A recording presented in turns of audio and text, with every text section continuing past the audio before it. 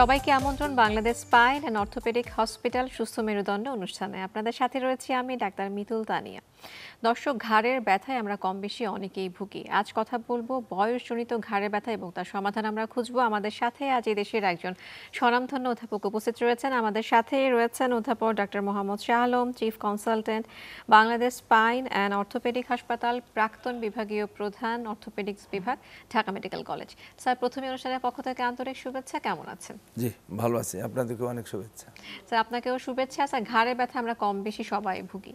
তো আজকে আমাদের আলোচনার বিষয় যে বয়সজনিত কারণে যে ঘাড়ে ব্যথা কেন হয়। হ্যাঁ, ঘাড়ের ব্যথার ধরেন যে কোনো কারণে হতে পারে। সাধারণত দেখা যায় যে আঘাতজনিত একটা কারণ থাকে। অনেক সময় আপনি দেখবেন ঘুমাতে গেলে যদি শোয়াটা ঠিক মতো হয় সেক্ষেত্রে কিন্তু ঘাড়ে ব্যথা হয়।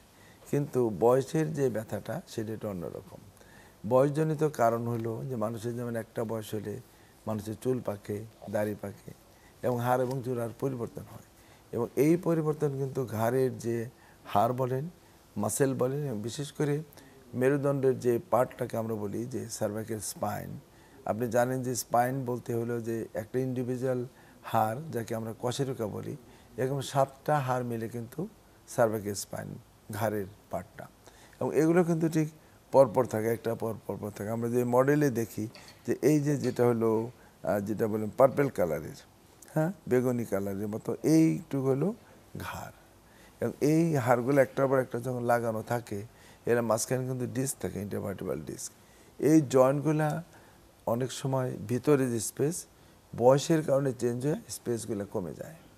অর্থাৎ এটার ভিতরে ব্রেন থেকে যে মোটা একটা রগের মতো আমরা যেটা বোঝানোর জন্য স্পাইনাল কর্ড নেমে আসে, একটা স্পেস থাকে, ফাঁকা স্পেস।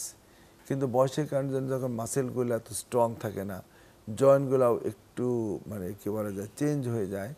ভিতরের পোর্শন এরকম চেঞ্জ হওয়ার কারণের জন্য স্পাইনাল কর্ড বা সাইড দিয়ে যে নার্ভগুলো নেমে আসে রুট, এই স্পেসগুলো আপনার যতটুকু মানে স্পেস থাকলে সে নর্মাল থাকবে, ততটুকু যদি না হয়ে কমে যায় তখন আপনার ব্যথা শুরু হয়। বয়সজনিত কারণে এই চেঞ্জ হবেই, কারণ বয়সে যেমন একটা আমার ঘাড়টাকে যত স্ট্রং থাকে মাসেলগুলো দুর্বল হয়ে যায় বয়সের কারণে, তখন মনে আমি একটু কুঁজো হয়ে গেলাম, তখন একটা স্ট্রেস পড়ে। হাড়গুলোকে যে হাইটটা মেনটেন করবে ডিস্ক, ইয়াং বয়সে ধরেন অনেক পানির পরিমাণ থাকে, বয়স যখন হয়ে যায় তখন এটাকে পানিটাকে একটু শুকিয়ে যায়, আমরা ড্রাইনেস অফ দ্য ডিস্ক, তখন এই হাইটটা কমে। সাথে কি হয় যে এই যে নার্ভগুলো যে পাশ দিয়ে চলে আসে তার যে স্পেস ছিদ্র থাকে এই ছিদ্রটা আস্তে করে ছোটো হয়ে যায়। আবার সেন্টারি যে ক্যানাল যে মোটা রগ তারও স্পেসটা সরু হয়ে যায়, চেপে যাবে। এই সমস্ত ফ্যাক্টরগুলোর জন্যই মেইনলি হলো স্পেস কমে। আরেকটা হলো যে এই জয়েন্ট এই হাড়গুলোর মাঝখানে যে স্পেস থাকে পিছনে যদি আমরা চিন্তা করি, পিছনে আমরা লিগামেন্টাম ফ্লাবাম, এই লিগামেন্টাম ফ্লাবামগুলা ইয়াং বয়সে খুব থিন থাকে, সরু, এর আস্তে আস্তে এর পুরুত্বটা বাড়তে থাকে। তাহলে দেখা যাবে সব কিছু মিলিয়ে এই পুরা ঘাড়ের পোর্শনটাকে চাপের সৃষ্টি হয়। এই চাপের সৃষ্টি হলে কিন্তু ব্যথা হয়। আরেকটা আমরা বলি যে যেটা হলো বয়সে অস্টিওফাইট, দেখা যাবে যে ভিতরে মানে এক্সট্রা হাড় গজালো, কিছু ক্ষেত্রে আছে আমার হাড় কিন্তু ক্ষয়ও যায়, বাট এই বয়সজনিত যেটা সেটা কিন্তু অনেক সময় হাড় চতুর্দিকে এক্সট্রা বেড়ে গিয়ে পুরা ক্যানালটাকে ফোরামেনটাকে ছোটো করে ফেলে, তখন আপনার হলো ঘাড়ে ব্যথা শুরু হয়ে যায়। স্যার, যখন এরকম প্রেজেন্টেশনটা কিরকম হয়, যখন এরকম প্রবলেমগুলো তৈরি হলো, এই ঘাড়ে ব্যথা কি ঘাড়ে ব্যথায় সীমিত থাকে নাকি আরো অনেক কমপ্লিকেশন তৈরি ধন্যবাদ, করে? সুন্দর প্রশ্ন।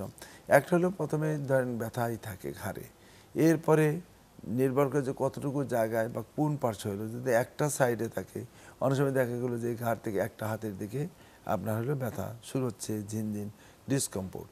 এরপরে দেখা গেলো যে না অপোজিট সাইডও হলো, যদি আস্তে আস্তে এটা এই চাপটা বাড়তে থাকে চতুর্দিকে, তাহলে ডান দিকেও আসতে পারে, বাম দিকেও যেতে পারে, দুইটা একসাথে হলো।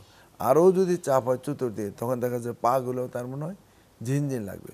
রোগীরা অনেক সময় বলবে যে আমার মনে হয় যেন আমার হাতগুলোর মধ্যে একটু ময়লা লেগে আছে, ডিসকমফোর্ট। তারপর ধরেন কিছু ধরতে গেলে মনে হয় যে সে ঠিক মতো ধরতে পারতেছে না, পাগুলোও যেমন একটু ঝিনঝিন, 4 হাত পায়ে একটা পর্যায়ে আপনি ঝিনঝিন অবশ্যই লাগবে। এবং সে আমরা বলি ক্লামজি গেট, হাঁটতে গেলে সে মনে হয় একটু এদিক সেদিক পড়ে যাচ্ছে, তার যে ভারসাম্যটা সে নাই, একটু ইমব্যালেন্স হয়ে যাবে।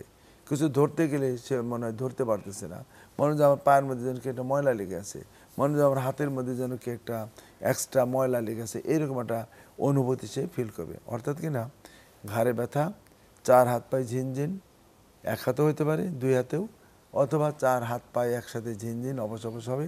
এবং যেটা হবে যে একটা ফাইন কাজ ধরতে গেলে সে মনে ধরতে পারবে না। অনেক সময় হাতের অনুভূতি কমতে থাকবে, এক হাতে হতে পারে, 2 হাতে, একটা আঙ্গুল, 2টা আঙ্গুল, 5টা আঙ্গুল হতে পারে। যদি আমরা কিছু ধরতে বলি হ্যান্ডশেক, সেই যে শক্তিটা কমতে থাকবে। অনেক সময় যে পার্টিকুলার একটা এরিয়া, একটা আঙ্গুল আমরা দিলাম সে ধরতে পারবে না, 2টা আঙ্গুল দিলে ধরতে পারে, একটা দিলে আর ধরতে পারে না, ছুটে আসে। অর্থাৎ কিনা মোটর উইকনেস, মাসেলগুলো। আর যদি আমরা দেখি হাতগুলা, এই মাসেলগুলো মানে ছোটো হয়ে যাচ্ছে, আমাদের মুট করবে মসজিদ, সে ওইটা পারবে না। এই সমস্ত মানে ঠিক মিডল অফ দ্য কী বলা যায় সিমটমস হয়, আর্লিতে ব্যথা। আরও যদি অ্যাডভান্স হয়, একটা পর্যায়ে কিন্তু এই রোগীগুলো প্রস্রাব পায়খানা কন্ট্রোল হারিয়ে ফেলে, হাঁটতে পারবে না, এবং কিছু ক্ষেত্রে একদম প্যারালাইসিসের মতো হয়ে যায়। সো স্টেপ বাই স্টেপ একদম প্যারালাইসিস পর্যন্ত এবং প্রস্রাব পায়খানা বন্ধ হওয়া পর্যন্ত যেতে পারে এই বয়সজনিত ঘাড়ে ব্যথা।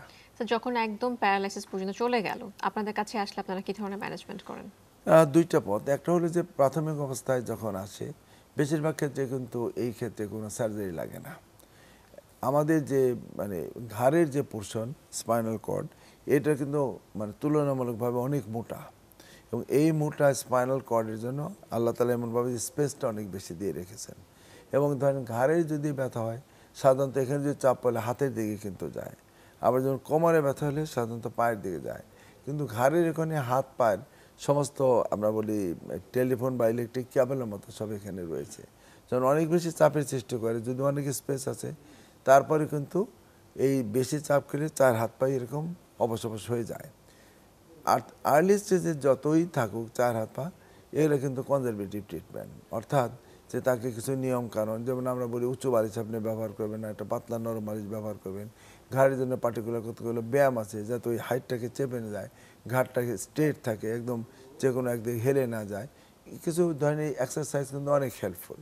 নাম্বার 2, যদি ওই মেরুদণ্ড বা স্পাইনাল কর্ড বা ডিস্ক আমরা যেটাই বলি, যেমন যারা স্মোক করে, স্মোকিং এবং অ্যালকোহল, এই 2টা খুব মানে শত্রু হইলো আপনার হইলো মেরুদণ্ডের এবং ডিস্কের। সাথে যাদের ধরেন অনেক ফ্যাটি ডায়েট খান, যারা ধরেন তৈলাক্ত খাবার অনেক বেশি খেয়ে থাকেন, মাছ খানি না, সবজি খানি না, তাদের কিন্তু এই রোগগুলো খুব বেশি আঁকড়ে ধরে। সাথে যদি কারো বয়সের কারণের জন্য যাদের ডায়াবেটিস, লিপিড প্রোফাইল অনেক হাই, হ্যাঁ, কোলেস্টেরল অনেক বেশি থাকবে, তাদের কিন্তু এই রোগগুলো অনেক বেশি। ডায়াবেটিস মানে সাথে এই ধরনের ডিজেনারেটিভ চেঞ্জ, বয়সজনিত চেঞ্জ অনেক বেশি হয়। কিছু মেডিকেশন আছে। স্যার, অনুষ্ঠানের এই পর্যায়ে আমরা ছোট্ট একটি বিরতিতে যাচ্ছি। আপনারা দেখছেন সুস্থ মেরুদণ্ড। আমরা কথা বলছি বয়সজনিত ঘাড়ে ব্যথা নিয়ে। আরও অনেক কথা বলবো, বিরতিতে যাচ্ছি, আমাদের সাথেই থাকুন।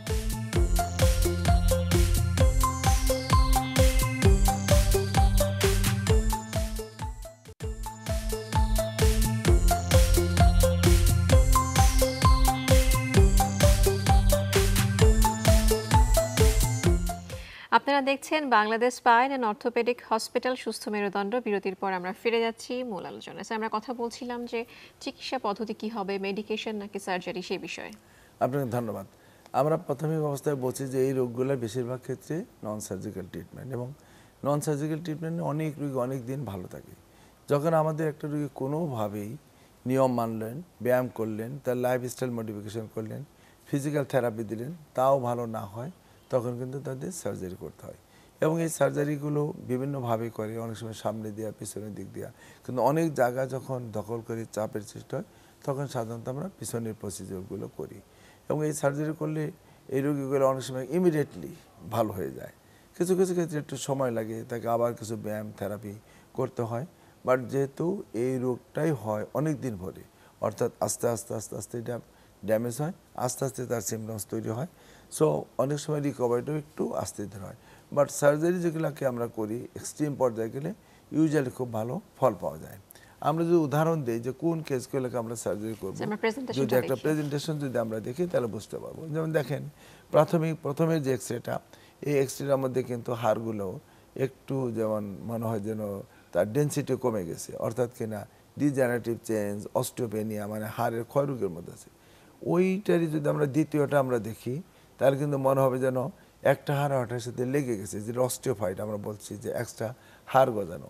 এবং দেখেন পরবর্তী দুইটা এবং লাস্টেরটা হাড়গুলো একটার সাথে একটা লেগে গিয়ে সামনে যদি আমরা দেখি, মনে হয় যেন ইনস্টেবিলিটি, একটা দিকে একটা ডিসপ্লেসমেন্ট হয়ে যাচ্ছে। এটা হলো এক্স-রেতে।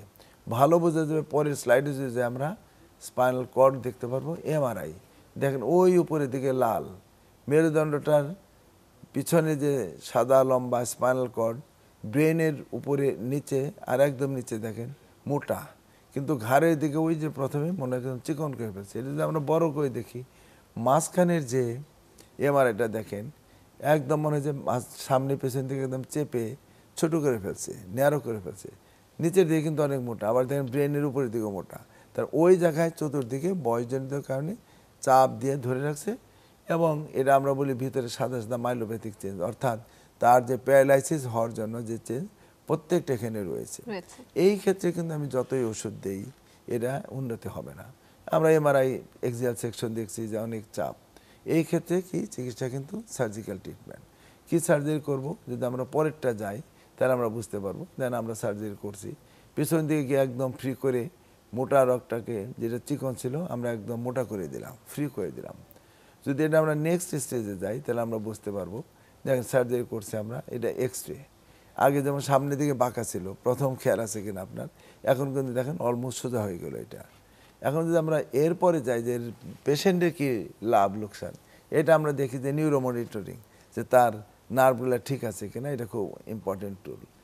আমরা যে নেক্সট যদি আমরা একটু প্রসিড করি, এই এক্স-রেটা আমরা এখন বুঝতে পারি আগে যেমন সামনে হেলে গেছিলো এখন আর নাই, কারেক্টেড। পেশেন্টের কি হলো, এখন আমরা পেশেন্ট দেখবো। দেখেন প্রথমটা আপনি দেখেন যে পেশেন্ট সে কোনোভাবেই উঠতে পারে না, দুইজনে ধরেও এই পেশেন্টটাকে ওঠানো যাচ্ছে না, সে কোনো রকমে দাঁড়ালো। আমরা যদি দ্বিতীয়টা আমরা দেখি, দেখেন সে দাঁড়ায় থাকতে পারে না। দ্বিতীয়টা তার আঙুলটা আমরা যদি বলি আঙুলগুলো এমনি, এটা আমরা বলি একটা সাইন আর কি, চাপ দিতে অনেক চাপ আছে সেটা আমরা বোঝা যায়। এরপরটা যদি আমরা যাই তাহলে বুঝতে পারবো যে ডিফারেন্সটা কি হয়। দেখেন রোগী দাঁড়ায় পড়ছে উইদাউট এনি সাপোর্ট, এখন সে হাঁটতে পারতেছে। দেখেন আমরা সেকেন্ড পিরিয়ডিতে রোগী কিন্তু অলমোস্ট নিজে, প্রথমে দুইজন, এরপর হলো সে হলো একা। আরও যদি যান দেখবেন সে হুইল চেয়ারে সে আস্তে আস্তে একাই দাঁড়িয়ে পড়তেছে। এটা কয়দিন, 10th, এবং সে দাঁড়ায় না, সে একা একা হাঁটা শুরু করছে উইথ সাপোর্ট। এই পেশেন্ট যখন আমরা আরও দু একদিন যাই দেখা যায় যে তার আর সাপোর্ট লাগে না। সো দিস ইজ নতুন জীবন। এবং আপনি দেখছেন যে দুইজনে ধরেও তাকে কিন্তু হুইল চেয়ার থেকে দাঁড়ানো সম্ভব না। এই ক্ষেত্রে হলো আমরা বলি যে যেটা ভয় থাকে যে বয়সজনিত কারণে এত বড় একটা মানে কি সার্জারি করবে, এই স্টেজটা ধকলটা নিতে পারবে কিনা। উনি দেন মোর দ্যান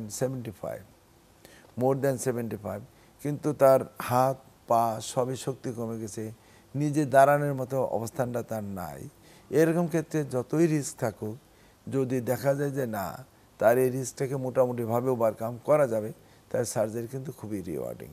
আমরা এই জন্য বলি যে একটা পর্যায় পর্যন্ত আমরা এই রোগীগুলোকে বিভিন্নভাবে চেষ্টা করব সার্জারি না করার, কিন্তু যখন এক্সট্রিম পয়েন্টে চলে যাবে তখন আর এই রিস্ক নেই। যখন এই রোগী যদি আমরা সার্জারি না করতাম আস্তে আস্তে কিন্তু একদম বেড রিডেন এবং পিছনে ঘাটা হয়ে নর্মাল লাইফ আসা সম্ভব না।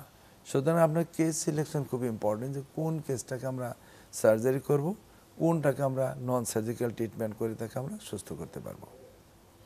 খুব সুন্দর বলেছেন স্যার। অনুষ্ঠানের শেষ পর্যায়ে চলে এসেছি, একদম দর্শকদের উদ্দেশ্যে কিছু বলার জন্য অনুরোধ করব। আপনাকে ধন্যবাদ। সবসময় আমরা বলে থাকি মেরুদণ্ড সুস্থ রাখার জন্য পরিমিত এক্সারসাইজ রেগুলার করা দরকার, ওভার ওয়েটটা যেন না হয়।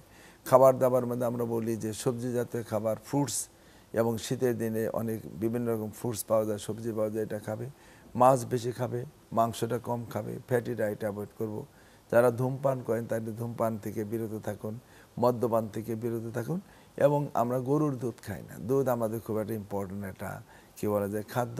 এগুলো করে যদি নিয়মিত এক্সারসাইজের মধ্যে থাকা যায়, লাইফস্টাইল মোটিভেশন, অনেক স্ট্রেসফুল লাইফ, অনেক বেশি কষ্ট, এবং ধরেন সারাদিন কাজ করলো ঘুমালো না, এরকম লাইফ যদি না থাকে তাহলে কিন্তু আপনার মেরুদণ্ড ভালো থাকবে, সুস্থ থাকবে, এবং বয়সজনিত পরিবর্তনটা কম হবে। সবাই সুস্থ থাকবেন, ভালো থাকবেন। আসসালামু আলাইকুম। স্যারকে ধন্যবাদ। আপনাকেও ধন্যবাদ। আমরা জানতে পারলাম বয়সজনিত ঘাড়ের ব্যথা থেকে হতে পারে নানান জটিলতা, তবে তার সমাধানও রয়েছে। সার্জিক্যাল, মেডিকেল সব ধরনের সমাধান রয়েছে। সমাধান নিয়ে সুস্থ, সুন্দর, স্বাভাবিক জীবন হবে সবার। আজ এই পর্যন্তই, আবারও দেখা হবে। আল্লাহ হাফেজ।